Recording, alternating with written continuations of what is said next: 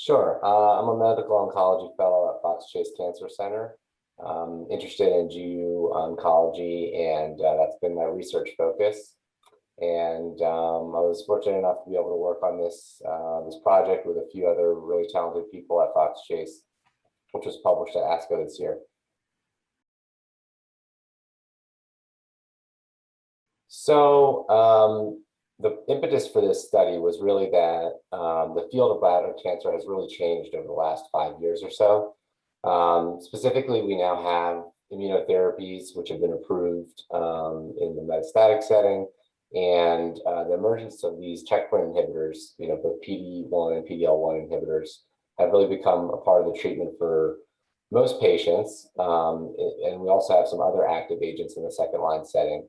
And so, although our field has really changed a lot, these advances have changed therapy mostly in the second line setting and beyond, and also the maintenance setting, because platinum-based chemotherapy is still the standard of care for patients who are eligible to receive it first.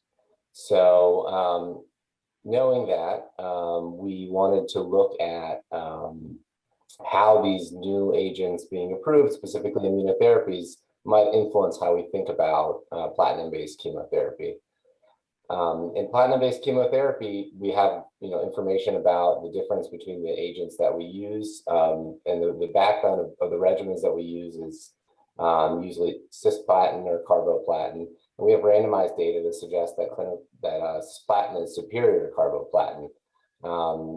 Carboplatin is a modified version of cisplatin, and because of those modifications, it affects how it binds DNA and also its toxicity.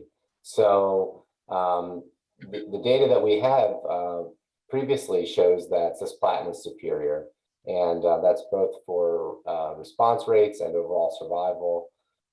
But we really wanted to know if that difference between cisplatin and carboplatin holds to be clinically meaningful now that we have more effective second-line therapies, which we really didn't have when those studies were done.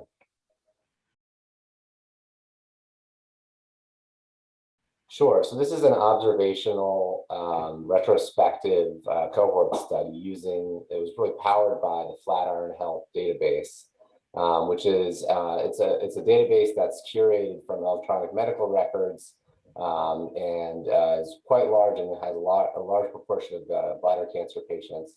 And it really allowed us to ask this question effectively.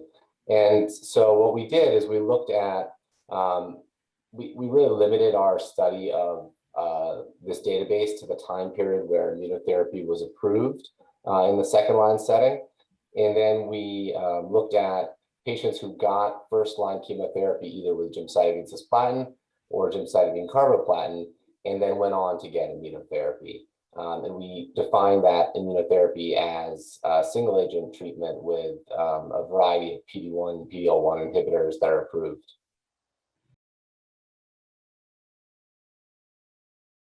I would say that they did.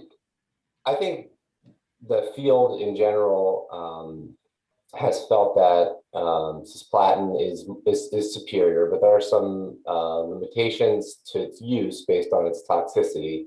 I think that one of the surprising findings potentially was that a larger portion than we might expect of patients who would technically, based on our rough estimation of cisplatin eligibility, actually received carboplatin. And the main findings from the study were really that when we looked at overall survival from the start of first-line therapy, followed by immunotherapy, we didn't see a meaningful difference in overall survival based on the first-line chemotherapy regimen that these patients received. So that really kind of didn't necessarily surprise us, but it was really informative. So yeah, I think the main limitations of the study is that it's really, it's a retrospective study. There are some biases that are introduced always when you're doing these types of studies.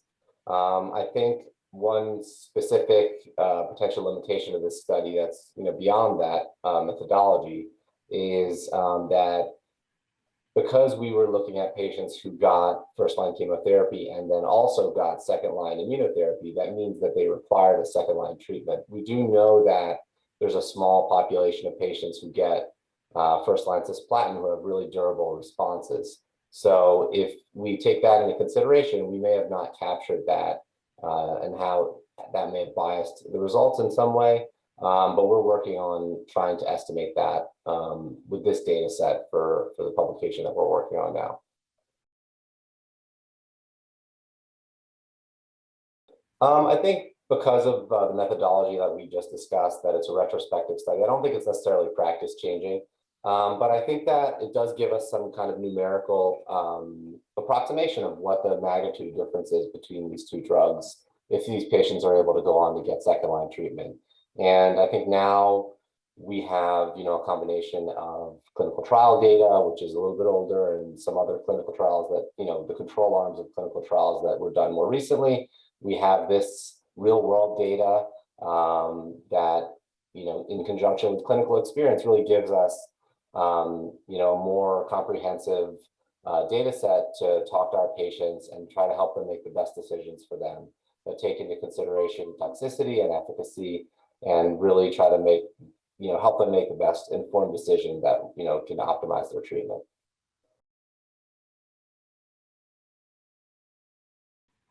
So we want to take what we've done so far. We've actually gotten some refreshed data from the database since the initial abstract was published.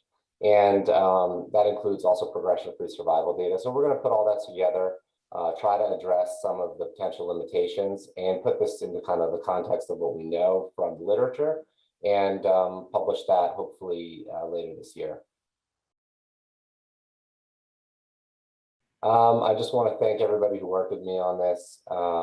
This wasn't done just by myself alone. We have an amazing team at Fox Chase, and specifically for this study, we have a really great statistician, Beth Handorf, and our senior author and mentor, Dr. Guy Smith, as well as some other colleagues who helped us put this together. So I thank them.